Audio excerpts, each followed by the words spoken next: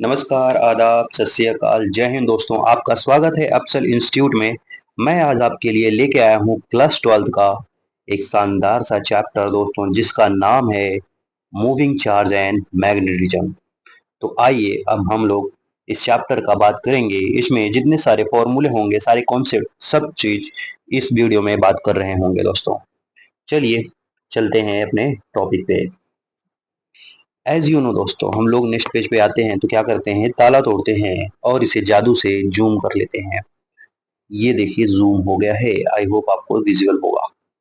चलिए अब हम बात करेंगे मूविंग चार्ज एंड मैग्नेटिज्म की। मूविंग चार्ज एंड मैग्नेटिज्म पहले है ओस्ट्रेड एक्सपेरिमेंट।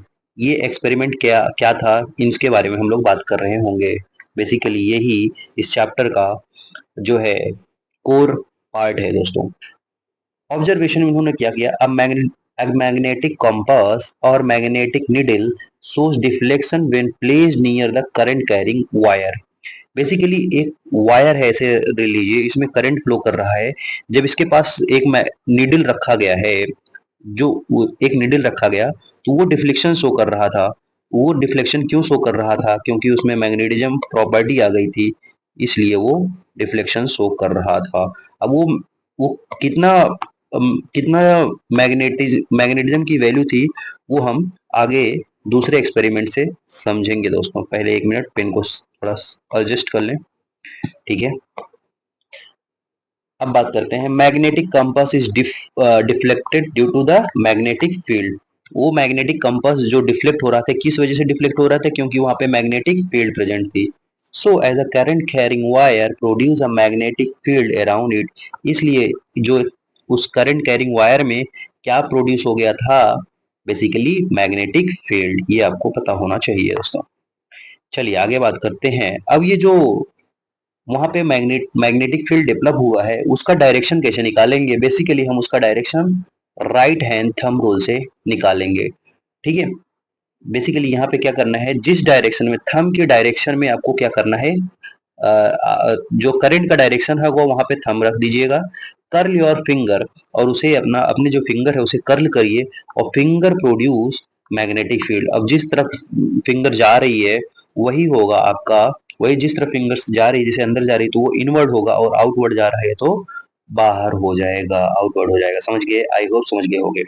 अब वो वैल्यू की बात कर रहा था दोस्तों, कितना मैग्नेटिक फील्ड प्रोड्यूस हुआ है, वो वैल्यू कितनी होगी, वो बेसिकली एक दूसरे साइंटिस्ट ने बताया, जिसका नाम है Biot सवर्ट law.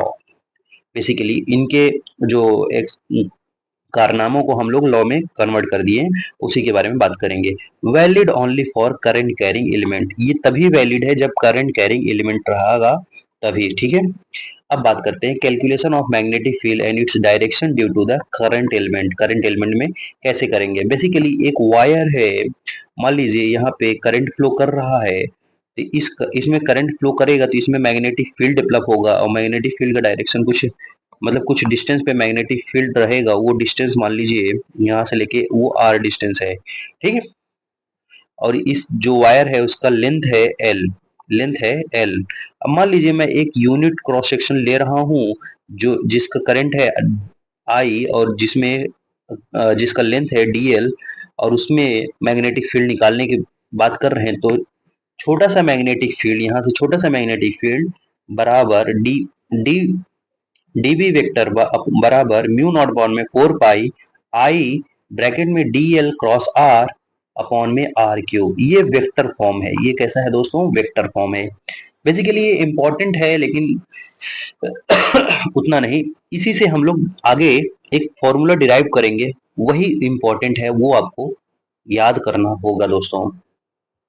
DL cross R का जो डायरेक्शन होगा वही मैग्नेटिक फील्ड का भी डायरेक्शन होगा दोस्तों। अब हमें बेसिकली डीएल क्रॉस आर करके नहीं निकालना होगा, लेकिन हमें कैसे निकालना होगा, राइट हैंड थंब रूल से भी आप डायरेक्ट आंसर निकाल सकते हो, उसका डायरेक्शन।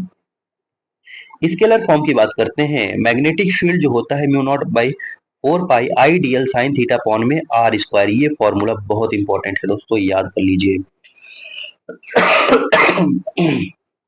म्यू नॉट पॉन में 4 पाई की वैल्यू है 10 की पावर -7 दोस्तों। आइए आगे बात करते हैं। Magnetic field is zero on the axis of current. Basically अगर ये एक्सिस पे ही पूछ लिया जाए जहां पे करंट जा रहा है, वहां पे मैग्नेटिक फील्ड की वैल्यू क्या होगी, जीरो होगी। जैसे यहाँ पे देखिए कुछ ऐसे ऐसे करके है, एक सर्किट है और मैं यहाँ पे ऐसे करके एक डायग्राम बना दे रहा हूँ।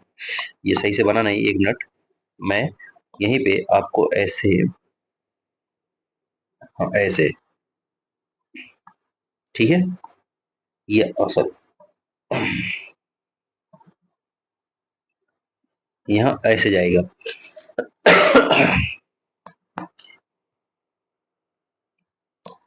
कुछ इस तरह बनाइए कि याद आ जाए, ऐसे, ए से और ए से। अब यहाँ पे जब इसके एक्सिस पे पूछेंगे तो मैग्नेटिक फील्ड यहाँ पे जीरो होगा, अगर इससे एक्सिस पे पूछेंगे तो मैग्नेटिक फील्ड क्या होगा, जीरो होगा। लेकिन इस वाले फील्ड में तो मैग्नेटिक फील्ड रहेगा ना दोस्तों। आई होप आप समझ गए हो गए। चलिए आगे बात करते हैं, मैं आगे क्या बात करेंगे, चलिए आइए देखते हैं।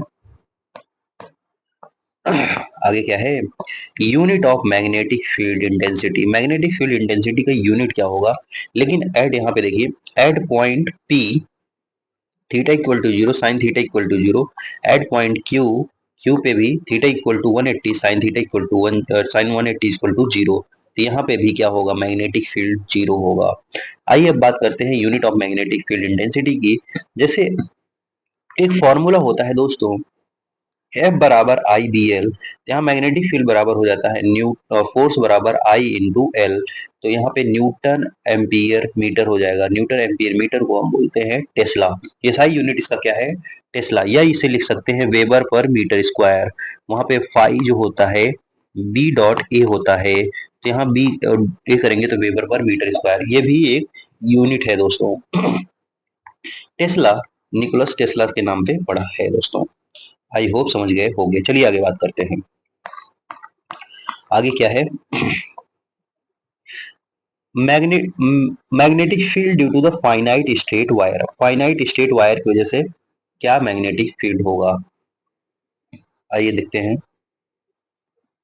तो फाइनाइट स्टेट वायर की वजह से क्या मैग्नेटिक फील्ड होगा, देखिए मैग्नेटिक फील्ड बराबर mu naught by 4 pi I upon में आर, ब्रैकेट में sine theta 1 plus sine theta 2, ये sine theta 1 plus sine theta 2, ये आपको फॉर्मूला याद रहना चाहिए।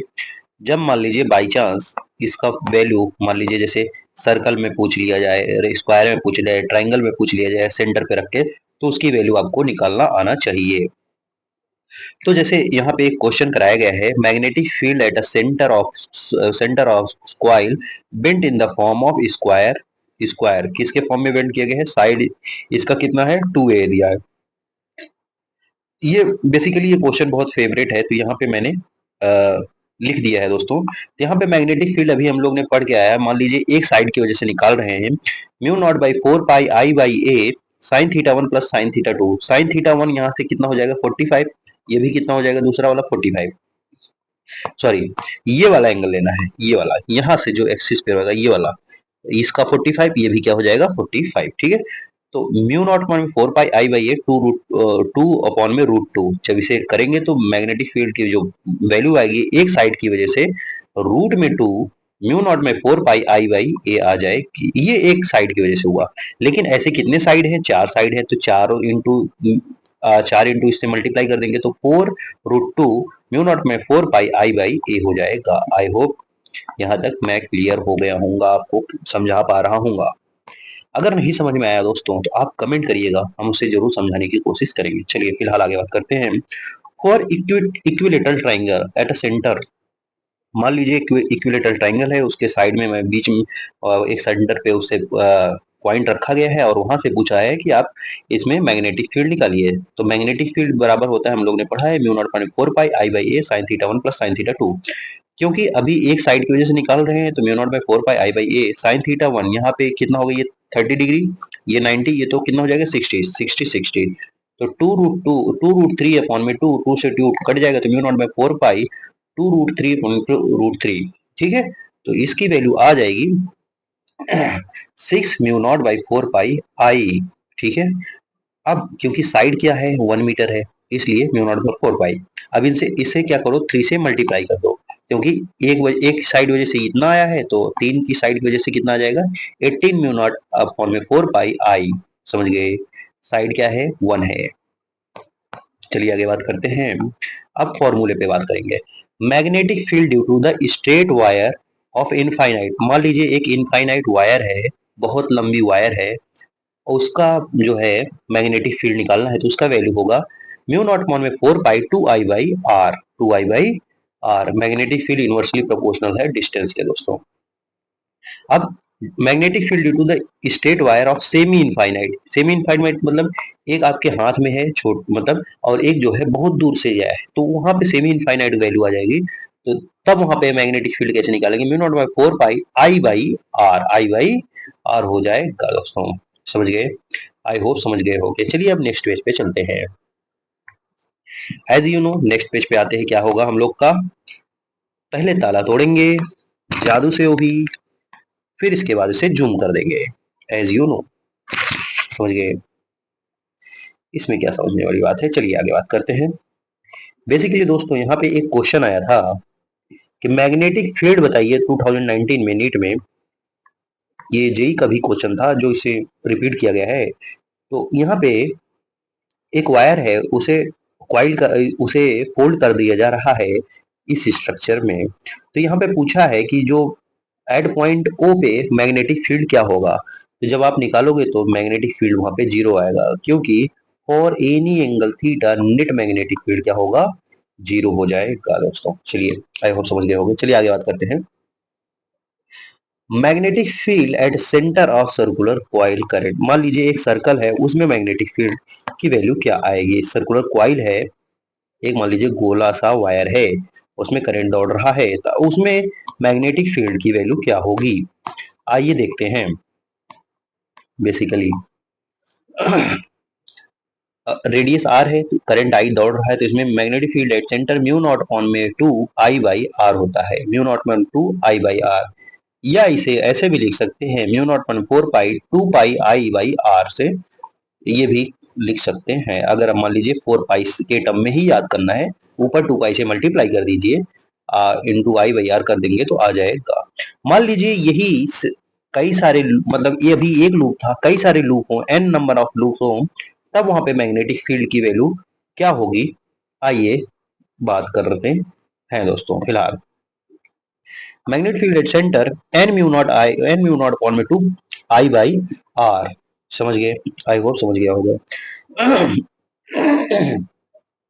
ऐसे एक क्वेश्चन है दोस्तों, एक एक पतली सी वायर है एल लेंथ की, उसे मान लीजिए मैंने बेंड किया है एक सर्कल में, मान लीजिए एक सर्कल में बेंड किया है, पहले उसका मैग्नेटिक फील्ड कितना है बी था, ऐसे मैंने एन नंबर ऑफ राउंड्स में बेंड किया तो उसका मैग्नेटिक फील्ड क्या हो जाएगा। बेसिकली उसका magnetic field n square time B increase हो जाएगा, ये आपको याद होना चाहिए, डायरेक्ट क्वेश्चन में अप्लाई हो जाता है दोस्तों। चलिए आगे बात करते हैं।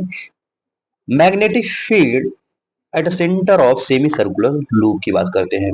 एक सेमी सर्कुलर लूप है, उसमें मैग्नेटिक फील्ड वैल्यू आएगी म्यू नॉट वन में 4 आई बाई आर। बेसिकली 1/2 से डिवाइड करते जाओगे वहां पे सेमी सर्कल का आ जाएगा, ऐसे कोऑर्डिनेट का आ जाएगा तो mu naught by 8 I by r, I by R.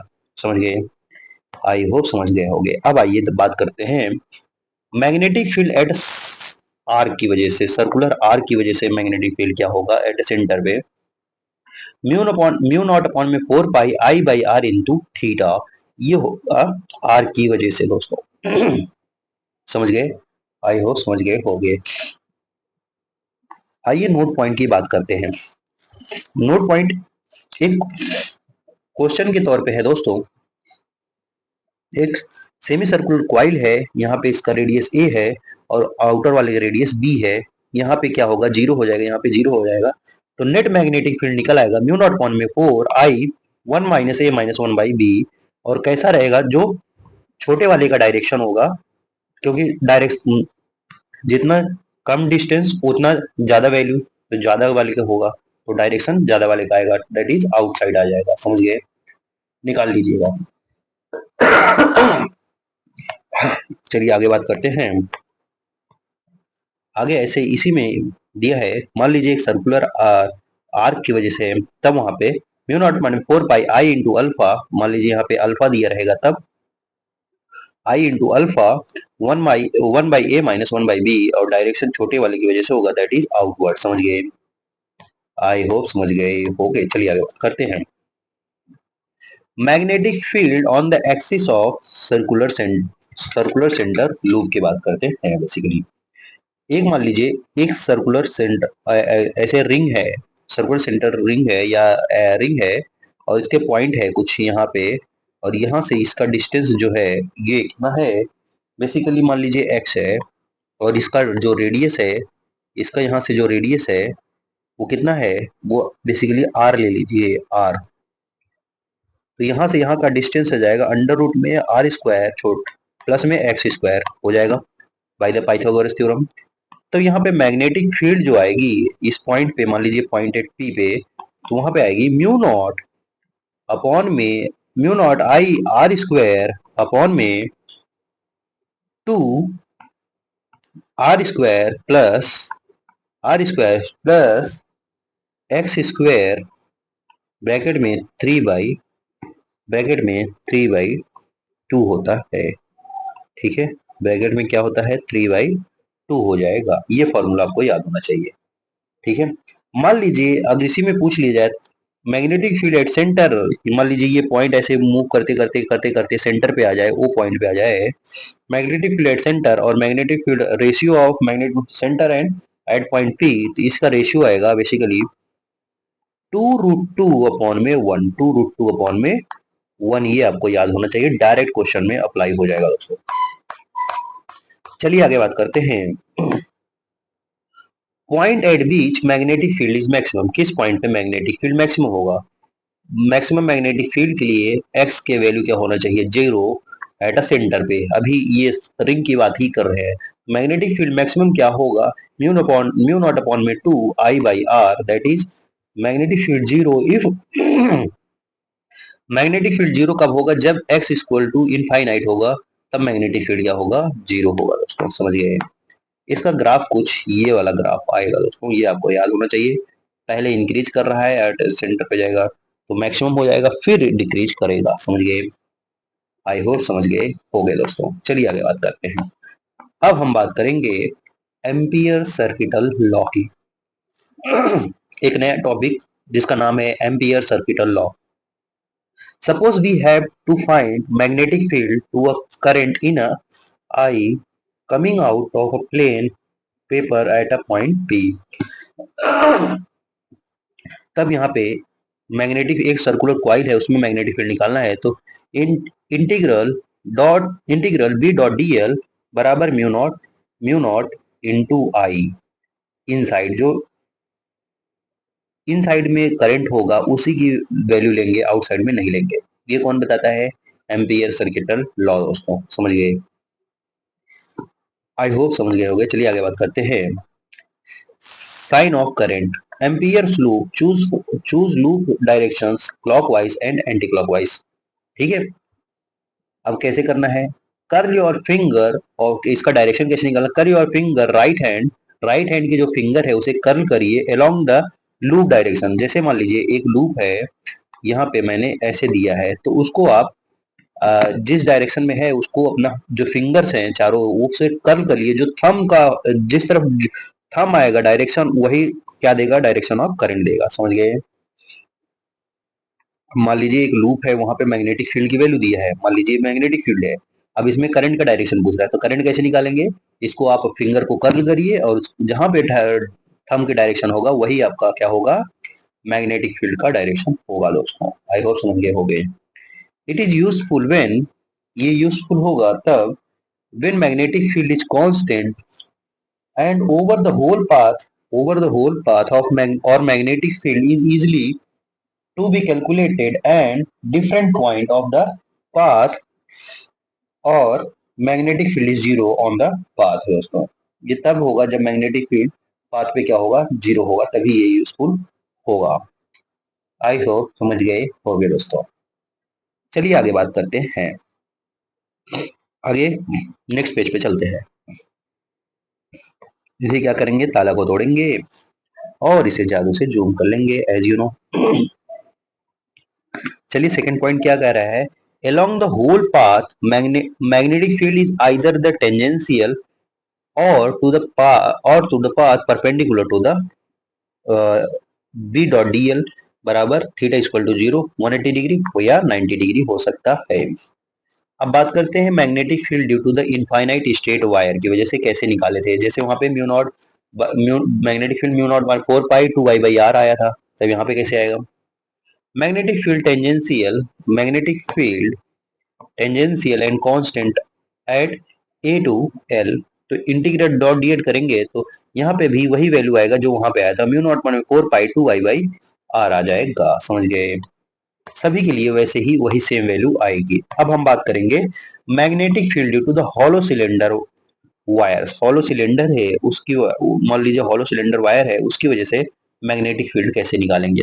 Magnetic field outside the wire of cylinder, outside एक पॉइंट है आउटसाइड पी, वहां पे मैग्नेटिक फील्ड निकालने की वैल्यू क्या आएगी, वहां पे आएगा म्यू नॉट पॉइंट में 4 पाई 2 आई बाई आर। मान लीजिए एक इनफाइनाइट वायर की तरह ही काम करेगा। समझ गए, मान लीजिए magnetic field in side of wire पूछ रहे हैं, ये यहाँ पे इन साइड पूछ रहे हैं, तब वहां पे इन साइड में मैग्नेटिक फील्ड क्या होगा, 0 हो जाएगा।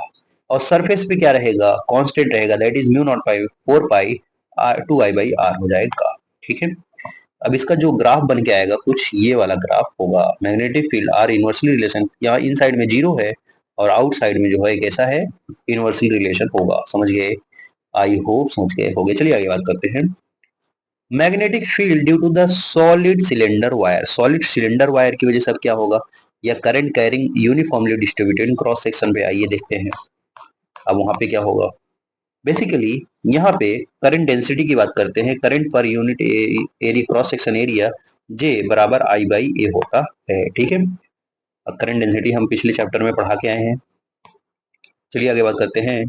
Magnetic field outside the wire R is greater than R, तो यहाँ पे मैग्नेटिक फील्ड आएगा म्यू नॉट पॉइंट में 4 pi 2 I by R. Basically ये भी एक straight wire infinite straight wire की तरह काम करेगा। ठीक है, सॉलिड वायर। लेकिन अगर मैग्नेटिक फील्ड इनसाइड वायर की बात करेंगे तो यहाँ पे मैग्नेटिक फील्ड 0 ना होके आएगा म्यू नॉट पॉइंट में 4 pi 2 I by R in upon में are square, 2 pi R upon में आर स्क्वायर। ये वैल्यू आपको याद होनी चाहिए दोस्तों, डायरेक्ट इसी से क्वेश्चन बन जाता है। और इसका ग्राफ बहुत इंपॉर्टेंट है, ग्राफ याद रखिएगा। अगर सॉलिड वायर है तो इसकी वजह से इन साइड भी इंक्रीज करेगा और आफ्टर आफ्टर सरफेस पे आगे और निकल जाएंगे, दूर चले जाएंगे तो वो डिक्रीज करने लगेगा। समझ गए, आई होप समझ गए हो गए। आइए अब नया टॉपिक देखते हैं, दैट इज सोलेनॉइड। ये क्या है, an insulated wire tightly wound closely in the form of helix, एक हेलिक्स फॉर्म में लपेटा हुआ वायर, उसमें अगर करंट दौड़ाया जाए तो वहां पे मैग्नेटिक फील्ड डेवलप होगा। और वो मैग्नेटिक फील्ड की वैल्यू क्या होगी अभी हम लोग बात कर रहे होंगे। It is observe that a current carrying helix coil behaves like a bar magnet, किसकी तरह बिहेव करता है, बार मैग्नेट। अगर क्लॉकवाइज है तो वो साउथ की तरफ है, अगर एंटी क्लॉक है तो वो नॉर्थ की तरफ है। ये आपको याद होना चाहिए दोस्तों। चलिए नेक्स्ट पेज पे चलते हैं। As you know next page पे आते हैं, क्या करेंगे, पहले ताला को तोड़ेंगे और इसे जादू से जूम कर लेंगे, जादू से जूम कर लेते हैं।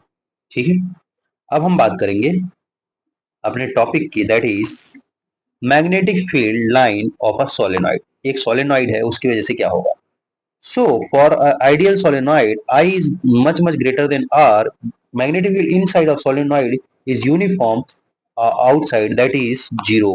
Inside and outside कैसा होगा, 0 होगा। मान लीजिए इसके बाहर और अंदर पूछ रहा है तो क्या होगा, 0 होगा। लेकिन जो वो कॉइल होगा उसमें पूछेगा तो मैग्नेटिक फील्ड इनसाइड जो होगा म्यू नॉट एन आई हो जाएगा, mu not an I. Mu not an क्या है, number of turns per unit length होगा। ठीक है, और आई क्या है, करंट है, आपको पता होना चाहिए। लेकिन अगर इंड पे, इसके इंड पे अगर पूछा जाए तब वहां पे क्या होगा, mu not an mu not an I upon में 2 हो जाता है दोस्तों, हाफ से डिवाइड हो जाता है बेसिकली। समझ गए, आई होप समझ गए हो गए। अब जो सोलेनाइड है, सोलेनाइड को अगर हम थोड़ा बेंड करके और उसे एक सर्कल फॉर्म में सेव कर दें तो वो बन जाता है सोलेनॉइड का भाई टोरॉइड, सोलेनॉइड का भाई टोरॉइड। ठीक है, अब हम बात करेंगे टोरॉइड की। आइए देखते हैं टोरॉइड क्या होता है। A solenoid bent into the form of closed ring is called a toroid. Toroid, ठीक है। अब for a point in the open space interior to the toroid is magnetic field की वैल्यू क्या होगी, जीरो होगी। Outside magnetic field zero, inside magnetic field zero, लेकिन इसके अंदर जो होगा मैग्नेटिक फील्ड होगी, वो कितनी होगी अभी देखते हैं।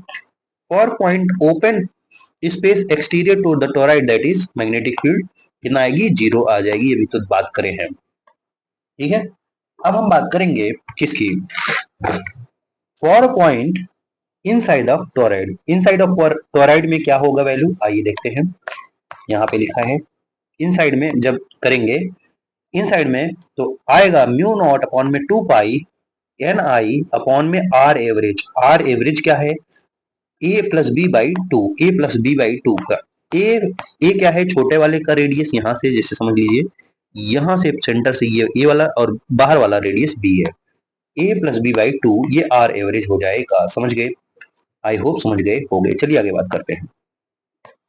आगे है force on moving charge in a magnetic field. मान लीजिए एक मैग्नेटिक फील्ड में चार्ज मूव कर रहा है, तब वहां पे एक मैग्नेटिक फील्ड में चार्ज मूव कर रहा है, तब वहां पे कितना फोर्स लगेगा, उसकी वैल्यू कैसे निकाला जाएगा, यहाँ पे हम बात कर रहे होंगे। एक्सप्रेशन फॉर फोर्स, फोर्स बराबर होता है क्यू ब्रैकेट में वी क्रॉस बी। जैसे है दोस्तों, ऐसे याद करिएगा, फोर्स बराबर क्यू, क्यू क्या है, चार्ज है, वी क्या है, वेलोसिटी है, क्रॉस में बी होगा। ठीक है, बी क्या है, मैग्नेटिक फील्ड है दोस्तों।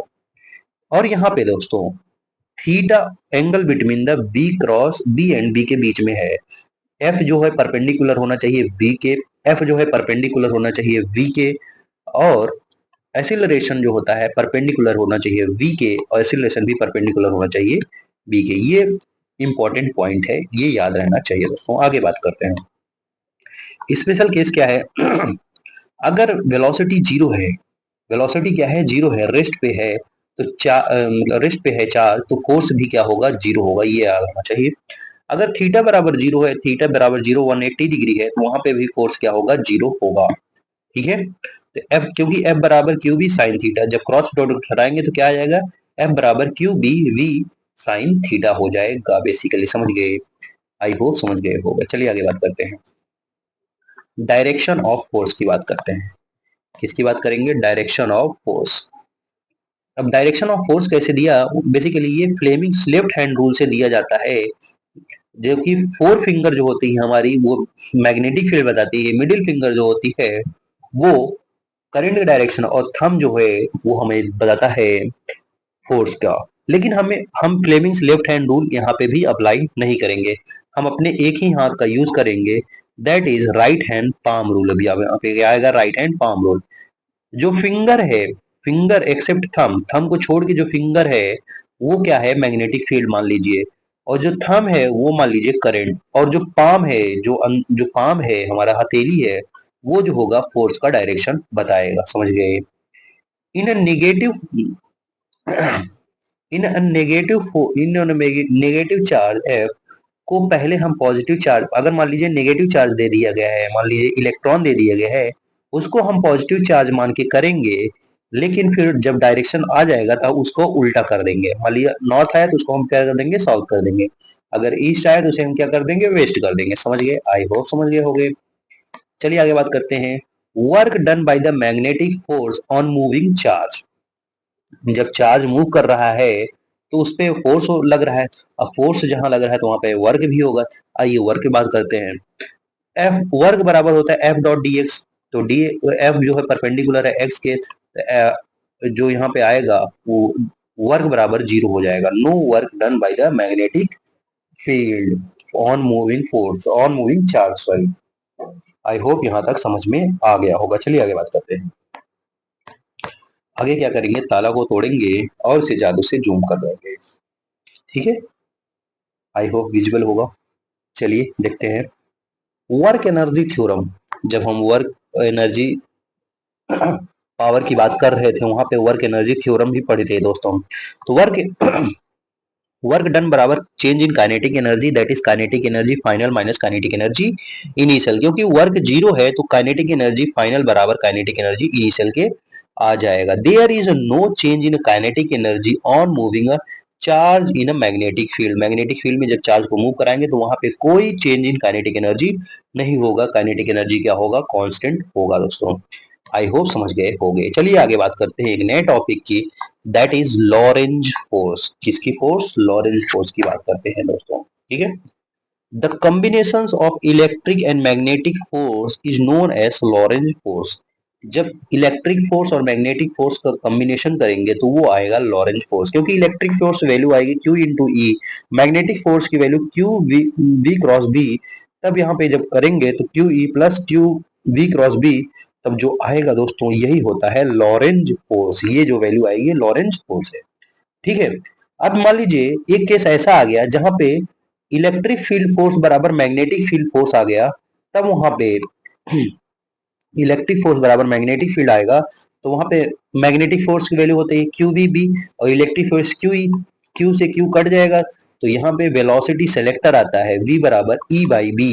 ई क्या है, इलेक्ट्रिक फील्ड, बी क्या है, मैग्नेटिक फील्ड। ये बहुत शानदार फॉर्मूला है, इसे आप याद कर ले, अपने अमाइगडेला में सेव कर ले दोस्तों।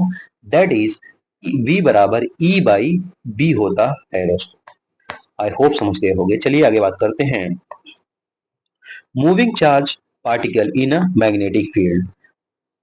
केस लेते हैं, case first, when initial velocity theta और anti parallel that is 180 degree, तब वहां पे फोर्स क्या होगा, जीरो होगा। या थीटा बराबर जब जीरो है तो वहां पे भी फोर्स जीरो होगा, थीटा बराबर 180 है तो वहां पे भी फोर्स क्या होगा, जीरो होगा। लेकिन व्हेन थीटा बराबर 90, वी परपेंडिकुलर है बी के, तब वहां पे सेंट्रीपिटल फोर्स बराबर है मैग्नेटिक फोर्स के। सेंट्रीपिटल फोर्स मान लीजिए एक सर्कल है तो वहां पे मूव कर रहा है, तो सेंट्रीपिटल फोर्स बराबर हो जाएगा मैग्नेटिक फील्ड। सेंट्रीपिटल फोर्स जानते हैं हम लोग क्या होता है, एम वी स्क्वायर अपॉन में आर, और मैग्नेटिक फोर्स बराबर होता है Q V B sine theta. तब यहाँ से आर की जो वैल्यू आ जाएगी वो शानदार निकल के आएगी, एम बी अपॉन में क्यू वी। बहुत इंपॉर्टेंट फॉर्मूला है, एम बी अपॉन में क्यू वी जब 90 डिग्री पे हो, जो वेलोसिटी है परपेंडिकुलर हो किसके, मैग्नेटिक फील्ड के। आइए टाइम पीरियड की बात कर लेते हैं। टाइम पीरियड होता है time period 2 pi by omega. Omega बराबर होता है वी बाई आर। जब इसे सॉल्व करेंगे तो 2 पाई एम अपॉन में क्यू वी आ जाएगा। बहुत बढ़िया फॉर्मूला आएगा। ऐसे फ्रीक्वेंसी जो होता है 1 अपॉन में टाइम पीरियड को उल्टा कर दोगे तो फ्रीक्वेंसी आ जाएगा, that is Q V upon में 2 पाई बाई एम हो जाएगा दोस्तों, समझ गए। आई होप समझ गए होंगे।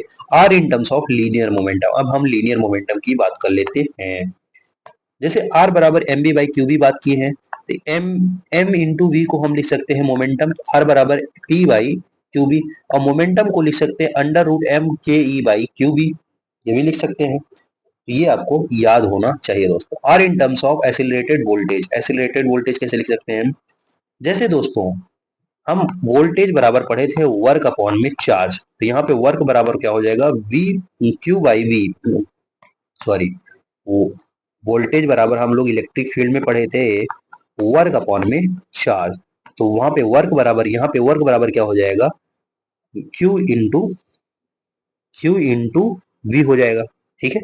अब क्यू इंटू वी, तो वर्क को हम लिख सकते हैं काइनेटिक एनर्जी को क्यू इंटू वी। ये आगे हम चल के जब हम सेमीकंडक्टर बात कर रहे हैं वहां पे भी आएगा ई इंटू वी, समझ गए। यही जो है काइनेटिक एनर्जी मैक्सिमम होती है दोस्तों, तो वहां पे भी ये बात कर रहे होंगे दोस्तों। फिलहाल आगे बढ़ते हैं।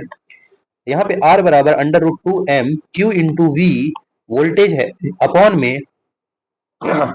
में क्यू इंटू बी है, समझ गए। क्यू क्या है, चार्ज है, एम क्या है, मैग्नेटिक फील्ड। ये आपको याद रहना चाहिए दोस्तों। फिलहाल आगे बढ़ते हैं। आगे क्या है, केस थर्ड की बात करते हैं। When V is at a same angle theta and magnetic field and then magnetic field, तब वहां पे मान लीजिए एक थीटा पे है, तब वहां पे due to the V cos theta की वजह से स्ट्रेट लाइन मोशन होगा, मतलब हॉरिजॉन्टल वाले की वजह से कैसा होगा, स्ट्रेट लाइन मोशन होगा। लेकिन भी साइन थीटा की वजह से सर्कुलर मोशन होगा, तो ओवरऑल जो मोशन होगा वो कैसा होगा, हेलिकल मोशन होगा। ओवरऑल कैसा मोशन होगा, हेलिकल मोशन होगा दोस्तों। I hope you got my point. चलिए आगे बात करते हैं। Circular path due to velocity perpendicular v sin theta. यहाँ पे r बराबर M B sine theta upon में क्यू बी हो सकता है दोस्तों, समझ गए। टाइम पीरियड में 2 पाई m अपॉन में क्यू बी हो जाएगा। एक्सेलरेशन कैसे आएगा, एक्सेलरेशन यहाँ से निकाल सकते हैं, क्यू बी बी अपॉन में m आ जाएगा। ये आपको याद रहना चाहिए। एक्सेलरेशन कैसे निकालना है, क्यू बी बी अपॉन में m आ जाएगा, समझ गए। आई होप समझ गए होंगे। अब हम बात करेंगे पिच की। ये पिच क्या होता है, horizontal distance covered by one time period.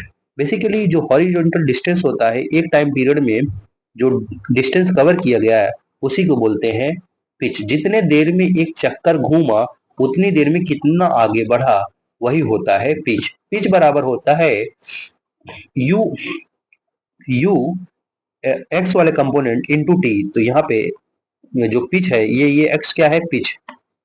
ये क्या एक्स क्या है, पिच को डिफाइन किया है, एक्स बराबर V cos theta into T. जैसे डिस्टेंस बराबर होता है स्पीड इंटू टाइम, डिस्टेंस बराबर speed into time, speed V cos theta into time, समझ गए। आई होप समझ गए हो गए दोस्तों। चलिए आगे बात करते हैं। Path of charge particle in both electric and magnetic force. आइए देखते हैं। When we study the force of charge particle in, तब वहां पे क्या होगा। मान लीजिए इलेक्ट्रिक फील्ड है, चार्ज क्यू है और उसी के डायरेक्शन में जा रहा है, तो कैसे होगा। एक पॉजिटिव चार्ज है, एक दूसरा निगेटिव चार्ज, वहां पे इलेक्ट्रिक फील्ड लगेगा पॉजिटिव से निगेटिव की तरफ। जब एक पॉजिटिव चार्ज ट्रेवल करेगा तो वो एक पैराबोलिक पाथ ट्रेवल कर रहा होगा, समझ गए। आई होप समझ गए हो गए। उस पर फोर्स लगेगा क्यू। आगे बात करते हैं। When we have also study that motion of charge particle in magnetic field. अभी ये भी पढ़ चुके हैं। मान लीजिए मैग्नेटिक फील्ड का डायरेक्शन है, इलेक्ट्रिक फील्ड जीरो है, तो वहां पे जब चार्ज करेंगे तो कैसा मोशन होगा, हेलिकल मोशन होगा। अगर कुछ थीटा पे होगा तो कैसा होगा, हेलिकल होगा। मान लीजिए थीटा 90 डिग्री है तो वो हमें कैसे करेगा, सर्कुलर मोशन करेगा। अगर थीटा जीरो है तो स्ट्रेट लाइन। अगर थीटा कैसे है 90 डिग्री, सर्कुलर मोशन। अगर कुछ थीटा पे है तो वो कैसा करेगा, हेलिकल मोशन करेगा। आई hope you got my point दोस्तों, आप समझ गए होगे। फिलहाल अगर समझ गए तो आइए आगे बात करते हैं नेक्स्ट पेज पे। As you know next page पे पहुंचने से क्या करेंगे, ताला तोड़ेंगे और इसे जूम कर देंगे। जूम कर देते हैं जिससे आपको दिखाई दे और फिर हम बात कर लेते हैं दोस्तों, ठीक है। अब इसमें भी 3 केस बनते हैं दोस्तों। कौन कौन से हैं, electric field, electric field and magnetic field are parallel. जब electric field and magnetic field parallel हो तब वहां पे स्ट्रेट लाइन होगा विथ इंक्रीजिंग वेलोसिटी। कैसा होगा, स्ट्रेट लाइन मोशन होगा और कैसा होगा, इंक्रीजिंग वेलोसिटी। एक्सेलरेशन बराबर Q E F E by M, Q E by M हो जाएगा, ये क्या होगा, कांस्टेंट रहेगा। एफ ई बराबर क्यू ई, एफ एम बराबर जीरो, थीटा क्योंकि जीरो है इस वजह से। तो वी बराबर वो हम लोग एक कांस्टेंट एक्सेलरेशन में फॉर्मूला पढ़ा है, वी बराबर U plus A T. A को क्या लिख सकते हैं, Q E by M into T. यहाँ से आप फाइनल वेलोसिटी निकाल सकते हो दोस्तों। आइए सेकंड केस पढ़ते हैं। जब electric field magnetic field perpendicular हो एक दूसरे के, तब वहां पे कैसे होगा। बेसिकली जब मान लीजिए एफ एम ज्यादा है, मैग्नेटिक फोर्स ज्यादा है इलेक्ट्रिक फोर्स से, तब मोशन कैसा होगा, पैराबोलिक मोशन होगा। मान लीजिए इलेक्ट्रिक फोर्स ज्यादा है मैग्नेटिक फोर्स से, तब भी वहां पे कैसा मोशन होगा, पैराबोलिक मोशन होगा। मान लीजिए इलेक्ट्रिक फील्ड बराबर मैग्नेटिक इलेक्ट्रिक फोर्स बराबर मैग्नेटिक फोर्स हो जाए, तब वहां पे मोशन कैसा होगा, स्ट्रेट लाइन। तब यहाँ पे वेलोसिटी सिलेक्टर का एक वैल्यू आता है ई बाई बी आता है, ई बाई बी आता है। ये आपको याद होना चाहिए दोस्तों, समझ गए। आई होप समझ रहे हो, यही होता है वेलोसिटी सिलेक्टर। नोट पॉइंट क्या है, if electron is pass undeflected, अगर इलेक्ट्रॉन अनडिफ्लेक्टेड पास हो रहा है through electric field and magnetic field, then path cover is circular path. तब वहां पे कैसा पाथ होगा, सर्कुलर पाथ होगा, क्योंकि वहां पे थीटा बराबर क्या हो जाएगा, 90 डिग्री। समझ गए कि नहीं, आई होप समझ गए हो गए। आइए बात करते हैं साइक्लोट्रॉन की। साइक्लोट्रॉन क्या है, It is a device used to accelerate charged particle like proton, neutron, alpha particle, etc. to vary velocity and energies. It is also called particle accelerator. इसे हम क्या बोलते हैं? पार्टिकल एक्सीलरेटर भी बोलते हैं दोस्तों. Such high speed charged particles are used for many scientific studies. कई सारे साइंटिफिक स्टडी करने के लिए ये यूज हुआ है, जैसे कि radio active and dual nature की बात कर रहे हैं. समझ गए? आई होप समझ गए होंगे. आइए अब बात करते हैं प्रिंसिपल ऑफ साइक्लोट्रॉन की. इसका यूज क्या है? आइए देखते हैं. A charged particle accelerates to very high speed or energy by making it pass through a limited width of electric field number of times. समझ गए? मान लीजिए एक कुछ इस तरह का चक्रव्यूह है दोस्तों. यहाँ से इलेक्ट्रॉन चला धीरे धीरे, फिर इसने स्पीड बढ़ा रहा है, स्पीड बढ़ा रहा है, एक यहाँ से निकल जाएगा, फिर यहाँ से दूसरा लगा हुआ है, यहाँ से क्या हुआ है? दूसरा लगा है, तो उसमें इंटर कर जाएगा. समझ गए? तो वो ऐसे चलता रहेगा एक तरह से. समझ गए कि नहीं? आई होप समझ गए. वहां पे एक बैरियर भी लगाया जाता है जिसकी वजह से करंट फ्लो कराया जाता है. This can be done with the help of acceleration perpendicular to magnetic field which rotate the charge a number of time in the electric field. चलिए आगे बात करते हैं. इसका कंस्ट्रक्शन ऑफ साइक्लोट्रॉन की बात करते हैं. इसमें लगता है डीज वन डीज टू, जैसे डीज वन लगाया डीज टू लगाया, और हॉलो मेटेलिक हाफ सिलेंडर होना चाहिए. Dees are mounted in a vacuum. अब वो कहाँ रखे रहना चाहिए? वैक्यूम में, chamber between the poles of powerful electromagnetic, जहाँ पे इलेक्ट्रो हैवी इलेक्ट्रोमैग्नेटिक हो. तीसरा पॉइंट है window for exit of energetic high speed particle. जो इलेक्ट्रॉन है जल्दी जल्दी से निकल रहे हैं और हाई स्पीड से निकल रहे हैं. समझ गए? I hope you got my point. Let makes further, that is working of cyclotron. क्या होता है दोस्तों? चार्ज पार्टिकल का speed increase due to the electric field. Electric field की वजह से चार्ज पार्टिकल की स्पीड इंक्रीज होगा एंड वो सर्कुलर मोशन करने लगेगा due to the magnetic field. Magnetic field की वजह से क्या करेगा? सर्कुलर मोशन करेगा साइक्लोट्रॉन में. समझ गए? ये पॉइंट आपको याद होना चाहिए दोस्तों. फिर आगे बढ़ते हैं. Frequency of oscillator. Frequency of cyclotron AC, frequency जो होता है as you know 1 time period के बराबर होता है, तो क्यू बी अपॉन में 2 पाई एम हो जाएगा. ये फॉर्मूला याद होना चाहिए. अब हम बात करेंगे फ्रीक्वेंसी ऑफ ऑसिलेटर एफ बराबर चार्ज, तो यहाँ पे मैग्नेटिक फील्ड आएगा 2 पाई एम एफ इंटू क्यू. ये आ जाएगा मैग्नेटिक फील्ड. समझ गए? अब हम बात करेंगे maximum kinetic energy of as charge particle at exit side. Kinetic energy half M B square हो जाएगा. तो यहाँ पे अभी हम लोग ने पढ़ के आर बराबर होता है एम बी अपॉन में Q B, M B upon में क्यू बी, और वेलोसिटी बराबर अभी पढ़ के आया है क्यू बी आर अपॉन में एम. तो यहाँ पे काइनेटिक एनर्जी जब रखेंगे तो यहाँ पे वैल्यू आ जाएगी basically Q square B square R square upon में 2m. ये आर क्या है? रेडियस है बेसिकली. ये क्या है? रेडियस है, ये डिस्टेंस. समझ गए? रेजिस्टेंस मत समझ लेना. चलिए ऊपर एक नोट पॉइंट लिखा था वो देख लेते हैं क्या लिखा है. हाँ, फिलहाल ये आगे मिलेगा, आगे मिलेगा. चलिए नेक्स्ट पेज पे चलते हैं. ताला को तोड़ेंगे और से जूम कर लेंगे. Limitation of cyclotron. It can not be use to accelerate neutral particle like neutron. ये न्यूट्रॉन को एसिलरेट नहीं कर सकता है. It can not be use acceleration of electron. Electron को भी एसिलेट नहीं कराता है. तो किसको? इलेक्ट्रॉन इज वेरी स्मॉल, क्योंकि इलेक्ट्रॉन क्या होते हैं? बहुत छोटे हैं, इसलिए भी इसको भी इवॉल्व नहीं कराता है. तो सिर्फ पॉजिटिव चार्ज को ही कराता है. At high speed its mass is increases. बहुत तेजी की स्पीड में तो उसका मास क्या हो जाएगा? इंक्रीज होने लगेगा. It will out of the path, और वो अपने पाथ से बाहर चला जाएगा. चलिए आगे बात करते हैं, force on current carrying wire की बात करते हैं। Force on current carrying wire, a current carrying wire has number of moving charge inside. So when a current carrying wire is placed in a magnetic field, is experience a force. तो वहां पे क्या force experience करेगा, force को experience करेगा। The F net on wire due to magnetic magnetic field is the sum of vector of individual force on all the charge inside it.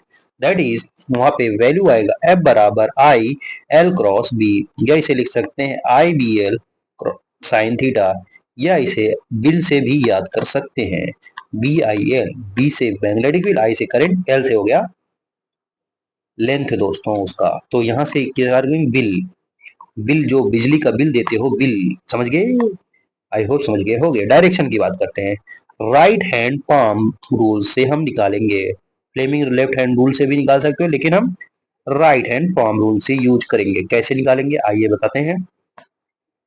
Here पहले देखिए, here theta between the L L L and B के बीच में है जो कि 90 degree, because theta is inward and length is suspend to suspended, length कैसा है सस्पेंडेड है उसमें और छोड़ा गया है। इट्स सो एफ बराबर आई बी एल, ठीक है। अगर थीटा 90 डिग्री नहीं है तो वहां पे निकालना पड़ेगा उसको। Note, if theta is constant, if magnetic field is constant, then take a vector length displacement to calculate the wire. जैसे I B L sine theta, यहाँ पे दिया गया एक वायर, उसका कैसे लिखा है तो वहां पे डिस्प्लेस, वहां पे वेक्टर लेंथ लेना पड़ेगा, समझ गए, आई एल क्रॉस बी, समझ गए, आई होप समझ गए हो गए। चलिए आगे बात करते हैं, आगे क्या है, force between the two parallel current carrying wire, दो पैरेलल करंट कैरिंग वायर जैसे फोर्स क्या होगा। मान लीजिए एक पॉइंट है यहाँ पे P, एक पॉइंट है P, इसका डिस्टेंस कुछ मैं यहाँ पे ले ले रहा हूँ यहाँ से 5, और यहाँ पे करंट है 5, यहाँ पे करंट है 2.5। अब यहाँ पे पूछा जाता है कि magnetic field eight point P बताइए। तब यहाँ पे बेसिकली इनफाइनाइट वायर है तो यहाँ पे म्यू नॉट अपॉन में 4 पाई टू आई कैसे लिखेंगे। अगर यहाँ पे डायरेक्शन लिखना है, देख डायरेक्शन कैसे है, अगर डायरेक्शन जो है सेम डायरेक्शन में तो वो रिपल्सिव, सॉरी वो कैसा होगा अट्रैक्टिव होगा, और डायरेक्शन डायरेक्शन कैसा है एंटी पैरेलल है तो वो कैसा होगा रिपेल होगा। अगर पैरेलल में है मतलब सेम डायरेक्शन में है तो वो अट्रैक्टिव होगा, अगर एंटी पैरेलल डायरेक्शन है तो रिपेल करेगा। तो यहाँ पे ये ऐड हो जाएगा 2.5 एंड 5 प्लस 2.5, और यहाँ पे हो जाएगा 5 का हाफ डिस्टेंस, क्योंकि यहाँ से यहाँ लेना है तो ये हो जाएगा 2.5। तो मैग्नेटिक फील्ड यहाँ से आएगा म्यू नॉट अपॉन में 4 पाई, तो यहाँ पे आ जाएगा 2 इंटू 7.5 अपॉन में 2.5, तो इसे जब काटोगे तो ये 3 से आएगा, ठीक है। यहाँ से 2 से ये कट जाएगा तो ये आ जाएगा म्यू, यहाँ पे वैल्यू आएगी magnetic field 3 mu naught upon में 2 पाई, समझ गए, ये वैल्यू आ जाएगी, समझ गए, आई होप समझ गए हो गए। चले, ये आप क्वेश्चन ऐसे लगा सकते हो, अगर अट्रैक्टिव होता तो वहां पे माइनस कर देते, समझ गए। चलिए आगे बात करते हैं, अब इसका फोर्स की वैल्यू बात, force per unit length mu upon 4 pi two I one I two into D होता है। फोर्स निकालना है, वहां पे मैग्नेटिक फील्ड निकाले, अब यहाँ पे फोर्स निकालना है। फोर्स कैसे निकालेंगे, म्यू अपॉन में 4 pi two I one I two upon में डी। ये याद रखिएगा फोर्स पर यूनिट लेंथ है, मान लीजिए फोर्स पूछा तो लेंथ यहाँ पे मल्टीप्लाई कर दीजिएगा। आई होप समझ गए होंगे। चलिए आगे बात करते हैं, आगे है magnetic movement, magnetic movement of current लो, ठीक है। मैग्नेटिक मूवमेंट का फॉर्मूला होता है m बराबर आई इंटू ए, वहां पे डाइपोल मूवमेंट हम लोग ने पढ़ा था, डाइपोल मूवमेंट p बराबर q इंटू एल पढ़ा था, ठीक है। तो यहाँ पे मैग्नेटिक मूवमेंट आई इंटू ए होता है, समझ गए। ए क्या है, एरिया वेक्टर क्वांटिटी लेना है, समझ गए। चलिए आगे बात करते हैं, मान लीजिए n नंबर्स ऑफ लूप है तो यहाँ पे m बराबर N I A, magnetic magnetic dipole moment बराबर निया एन आई ए, समझ गए, आई होप समझ गए हो गए। चलिए आगे बात करते हैं, magnetic dipole moment on revolving electron, एक इलेक्ट्रॉन उसे रिवॉल्व कर रहा है। जैसे आपको पता है I बराबर Q इंटू एफ होता है, जब रिवॉल्विंग इलेक्ट्रॉन पढ़ रहे थे तो हमें हमने बताया था, क्योंकि Q बराबर 1 बाई टाइम पीरियड तो इफ हो जाता है, F हो जाता है 1 बाई टाइम पीरियड को, ठीक है। अब यहाँ पे लिखते हैं मैग्नेटिक डाइपोल मोमेंट M बराबर I इंटू ए, आई को क्या लिख सकते हैं ई, आई को क्या लिख सकते हैं ई वी अपॉन में 2 pi are, E V upon में 2 पाई आर लिख सकते हैं, ये नहीं। आई थिंक मतलब आई hope you understand my point. कैसे लिख सकते हैं, time period basically 2 pi by omega होता है, ओमेगा को वी बराबर क्या होता है ओमेगा आर, तो ओमेगा बराबर क्या होता है V by R, V by R, तो यहाँ से टाइम पीरियड हो जाएगा 2 pi R by V, 2 pi R by V, जहाँ पे यहाँ रखोगे तो ई जो है इलेक्ट्रॉन है, वी है, आर है, अपॉन में 2 ये आ जाएगा। तो एम बाई एल जो होगा ई बाई एम आ जाएगा। इसी को बोलते हैं गायरोमैग्नेटिक रेशियो, इसी को बोलते हैं गायरोमैग्नेटिक रेशियो। अभी आगे आके मिलेगा दोस्तों। आइए देखते हैं गायरोमैग्नेटिक रेशियो। तारा को तोड़ते हैं और उसे जूम करते हैं, आइए देख लेते हैं। Relation between angular momentum, L बराबर होता है एल क्रॉस पी होता है, एम पी क्या है मैग्नेटिक मोमेंट, पी क्या है मोमेंटम है M into V, L cross M into V, ठीक है। तो एल बराबर एम बी आर होता है, तो यहाँ पे एम बाई एल, एम क्या है मैग्नेटिक मोमेंट, एल क्या है एल क्या है angular momentum, E by M हो जाता है। इसे बोलते हैं एंगुलर मोमेंटम या गायरोमैग्नेटिक रेशियो बोलते हैं दोस्तों, समझ गए, आई होप समझ गए होंगे। आइए बात करते हैं। अब हम लोग बेसिकली कंपैरिजन करके फॉर्मूला याद करेंगे। Torque on current loop magnetic dipole में moment, magnetic dipole in uniform magnetic field analog with electric dipole in uniform electric field. देखते हैं इलेक्ट्रोस्टैटिक में हम लोग पढ़े थे टाउ बराबर पी क्रॉस ई, मैग्नेटिक फील्ड में पढ़ेंगे एम क्रॉस बी। एम क्या है मैग्नेटिक मैग्नेटिक मोमेंट, बी क्या है मैग्नेटिक फील्ड, यहाँ पे पी क्या है इलेक्ट्रिक डाइपोल और ई क्या है इलेक्ट्रिक फील्ड है। अभी क्रॉस प्रोडक्ट हटाएंगे तो ये टाउ बराबर पी साइन थीटा, तो यहाँ पे क्रॉस प्रोडक्ट हटाएंगे तो एम बी साइन थीटा आएगा। तो यहाँ पे एम को लिख सकते हैं N I A B into B sine theta, समझ गए, आई होप समझ गए होंगे। चलिए आगे बात करते हैं, आगे और कंपेयर करते हैं quantities electric dipole magnetic dipole. वहां पे क्यू डाइपोल बराबर क्या था क्यू इंटू टू एल, यहाँ पे मैग्नेटिक डाइपोल बराबर क्या होगा आई इंटू ए, अगर एन नंबर ऑफ लूप्स है N I A. Torque in uniform magnetic field tau बराबर P cross B, P cross E, यहाँ पे टाउ बराबर M cross B, M B sine theta भी हो सकता है। अब मैक्सिमम टॉर्क कब होगा, जब थीटा बराबर 90 डिग्री होगा। मैक्सिमम टॉर्क कब होगा, जब थीटा बराबर 90 डिग्री होगा। अब मिनिमम टॉर्क कब होगा, जब थीटा बराबर 0 होगा या 180 डिग्री। 0 पे क्या होगा स्टेबल और 180 डिग्री पे क्या होगा अनस्टेबल। ऐसे यहाँ पे थीटा बराबर 0 होगा कब, मिनिमम पे, कब 0 होगा, जब थीटा 0 हो और थीटा 180 डिग्री। थीटा 0 होगा तो स्टेबल होगा, थीटा 180 डिग्री होगा तो अनस्टेबल होगा, समझ गए, आई होप समझ गए होंगे।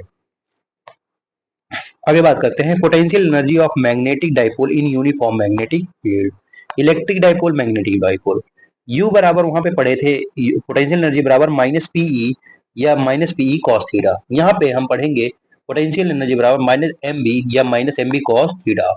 यहाँ पे एनर्जी बराबर या चेंज इन पोटेंशियल एनर्जी बराबर U final minus U initial, यहाँ पे भी एनर्जी बराबर वर्क बराबर या एनर्जी बराबर वो potential energy final minus potential energy initial. अब इक्विलिब्रियम की बात करते हैं। जब थीटा 0 डिग्री हो तो स्टेबल होगा, जब थीटा 180 डिग्री होगा तो कैसा होगा अनस्टेबल होगा, बेसिकली समझ गए, आई होप समझ गए होंगे। चलिए अब यहाँ पे पॉइंट है कुछ वो बात करते हैं। बेसिकली बेसिकली दोस्तों यहाँ पे u बराबर होगा माइनस, यू बराबर होगा क्या होगा, आइए देखते हैं, u बराबर होगा माइनस पीई कॉस थीटा। अब कॉस 0 रखोगे तो u बराबर आएगा क्या माइनस पीई, जो कि पोटेंशियल एनर्जी मिनिमम होगी लेकिन स्टेबल होगी, कैसा होगी स्टेबल होगी, ठीक है। अगर मान लीजिए यहीं पे 180 डिग्री रखता तो वो कैसा आता, पोटेंशियल एनर्जी अगर 180 डिग्री रखता ऐसे, मान लीजिए potential energy minus PE cos 180 degree रखता, तब यहाँ पे आ जाता माइनस को 180 डिग्री, तो ये आ जाएगा प्लस में पीई, और ये कैसा होगा, मैक्सिमम पोटेंशियल एनर्जी। ये कैसा होगा पोटेंशियल एनर्जी, ये पैसा होगा पोटेंशियल एनर्जी मैक्सिमम होगा, ये मैक्सिमम होगा, ठीक है, लेकिन अनस्टेबल, लेकिन कैसा होगा, अनस्टेबल होगा, ठीक है। ऐसे ही यहाँ पे potential energy minus M B cos theta cos zero, तो यहाँ पे आएगा माइनस एम बी, ये कैसा होगा, मिनिमम होगा, ये कैसा होगा, मिनिमम होगा, ठीक है। और कैसा होगा, अनस्टेबल होगा, और कैसा होगा, स्टेबल होगा, ठीक है। अगर ऐसे लिख देंगे potential energy minus M B cos 180 degree, ये कैसा होगा, मैक्सिमम होगा, ये कैसा होगा, पोटेंशियल एनर्जी मैक्सिमम होगा, दैट इज पीई, और कैसा होगा, अनस्टेबल होगा, और कैसा होगा, अनस्टेबल होगा। आई होप समझ गए होंगे। राइटिंग थोड़ा डॉक्टर वाली है, मैनेज करिएगा। चलिए आगे बात करते हैं। अब हम सेंसिटिविटी की बात करते हैं, current sensitivity end voltage sensitivity. अभी हम लोग ने पढ़ के आया टाउ बराबर एन आई ए बी। अगर मान लीजिए मैं थीटा से मल्टीप्लाई कर दे रहा हूँ, थीटा बाई आई, यहाँ पे theta by I N A B upon में टाउ, ये होता है करंट सेंसिटिविटी। थीटा अपॉन में आई क्या होता है, करंट सेंसिटिविटी, गैल्वेनोमीटर में यूज होता है बेसिकली। और थीटा अपॉन में V N A B upon में टाउ अपॉन में आर, आर क्या है, रेजिस्टेंस है दोस्तों, आर यहाँ पे क्या है, रेजिस्टेंस है। इसे बोलते हैं वोल्टेज सेंसिटिविटी। इसे क्या बोलते हैं, वोल्टेज सेंसिटिविटी। दोस्तों समझ गए, आई होप यहाँ पे आप समझ रहे होंगे। मान लीजिए एक इंक्लाइंट प्लेन है, वहां से एक कार्डबोर्ड है, वहां से अगर उसको हम पुश कर दे रहे हैं, तो वहां पे मैग्नेटिक फील्ड कैसे निकालेंगे, एक थीटा पे, एंगल थीटा पे, तो वहां पे एम जी अपॉन में I into L into tan theta, इससे हम निकाल सकते हैं। समझ गए, आई होप समझ गए होंगे।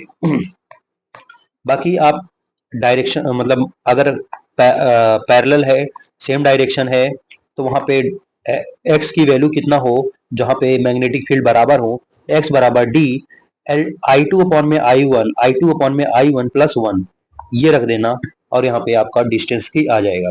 मान लीजिए एंटी पैरेलल है, तो वहां पे एक्स बराबर डी आई टू अपॉन में आई वन माइनस वन रख देना, तो वहां पे आपका एक्स की वैल्यू आ जाएगी, वहां पे मैग्नेटिक फील्ड कहाँ लाई करेगा, यहाँ पे एक्स की वैल्यू आउटसाइड में रहेगा। समझ गए, I hope I I think I आप लोग समझ रहे होंगे दोस्तों।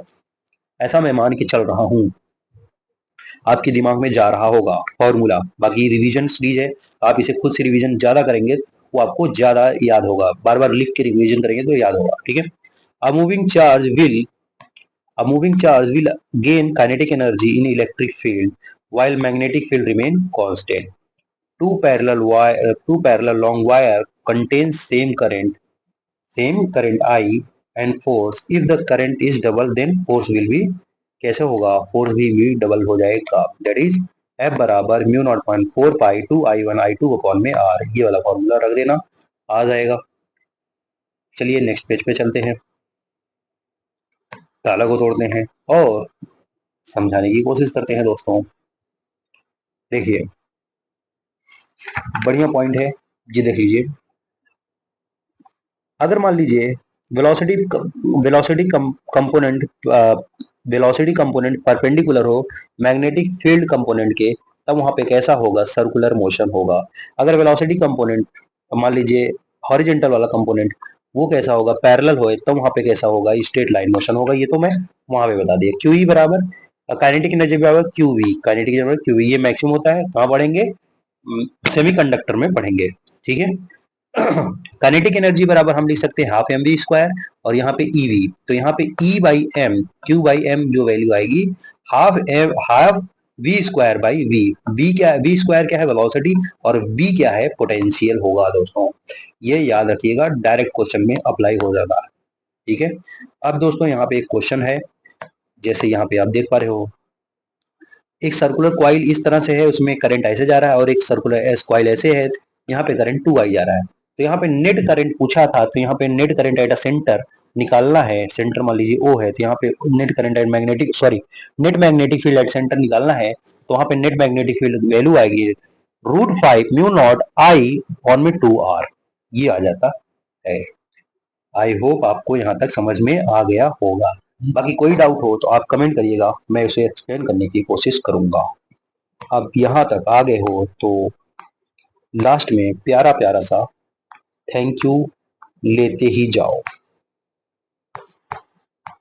थैंक यू दोस्तों, यहाँ तक आए और रिवीजन किए, और एक प्यारी सी स्माइल दे देता हूँ। हंसते रहिए, मुस्कुराते रहिए, अपने और अपने परिवार का अपना और अपने परिवार का ख्याल रखिए, पढ़ते रहिए, आगे बढ़ते रहिए। मिलते हैं अगले लेक्चर में दोस्तों, तब तक के लिए नमस्कार।